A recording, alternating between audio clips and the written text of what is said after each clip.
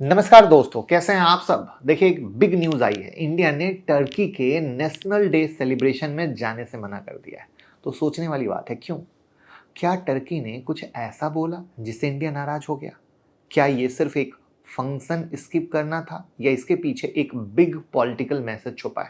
तो आज मैं आपको सिंपल वर्ड में समझाऊंगा इंडिया ने टर्की को साइलेंट स्लैप क्यों मारा, और करंट अफेयर की जानकारी रखने वालों को ये जानना जरूरी है। और इसीलिए हमारे चैनल को सब्सक्राइब कर लीजिएगा, बेल आइकॉन हिट कर लीजिएगा, जिससे नोटिफिकेशन ऑन रहे और आपको सब कुछ मिलता रहे। तो देखिए, हर साल टर्की अपना नेशनल डे सेलिब्रेट करता है। एम्बेसी में बिग इवेंट होता है और सब देश के डिप्लोमेट बुलाए जाते हैं। लेकिन इस बार दिल्ली में जब सेलिब्रेशन हुआ, इंडिया के कोई टॉप ऑफिशियल गए ही नहीं। ना MEA के रिप्रेजेंटेटिव, ना कोई minister. Totally no show by India. और सोर्सेस के हिसाब से ये कोई छोटी बात नहीं है, ये सोच समझ के उठाया गया कदम है।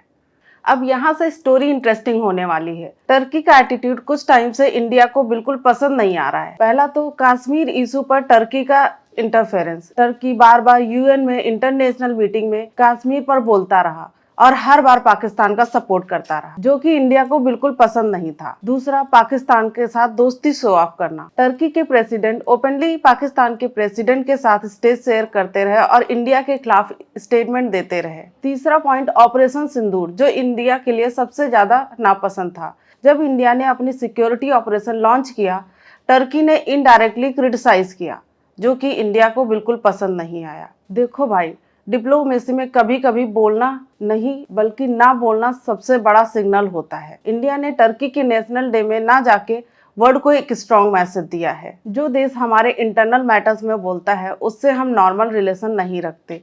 ये कोई रैंडम बाइकआउट नहीं था, ये एक साइलेंट स्लैप था, एक डिप्लोमेटिक सिग्नल था, बिना एक शब्द बोले। और इंटरेस्टिंग बात यह है कि इसी टाइम पे इंडिया ने साइप्रस के साथ अपनी पार्टनरशिप डिपेंड कर दी, जो टर्की के लिए डबल शॉकिंग था। इसका असर सिर्फ पॉलिटिक्स तक नहीं है, बिजनेस लेवल तक दिख रहा है। कई ट्रेडर ने टर्किश प्रोडक्ट का बॉयकॉट शुरू कर दिया है, जैसे फ्रूट, फर्नीचर और डेकोर आइटम। मतलब लोगों में भी ये सेंटिमेंट आ गया है, जो देश इंडिया के अगेंस्ट बोलेगा उसका माल हम नहीं लेंगे। और मैं भी पर्सनली ये बात कहता हूँ कि ये टेंडेंसी हम लोगों को शुरू करनी पड़ेगी, क्योंकि हम लोग वो देश हैं जहाँ पर अगर हमने किसी देश के प्रोडक्ट का अगर बॉयकॉट शुरू कर दिया, तो आप ये समझ लीजिए कि उस कंट्री की दग जाएगी, क्योंकि हम कंजप्शन में बहुत आगे हैं और दूसरे कंट्री चाहते हैं कि हम उनके प्रोडक्ट को यूज़ करें। तो अब आगे क्या होगा? इंडिया और टर्की के रिलेशन कैसे रहेंगे? तो बिल्कुल ठंडे हो जाएंगे, जब तक कि टर्की अपने चीज़ों को सही नहीं करता है। और मुझे लगता है कि इंडिया का स्टांस बिल्कुल सही है। आपकी क्या राय है, कमेंट में बताइए और लोगों के साथ ज़्यादा से ज़्यादा शेयर कीजिए, जिससे लोगों को करंट अफेयर की न्यूज़ पता रहे, क्योंकि ये भैया देश के सम्मान की बात है। जय हिंद, जय भारत।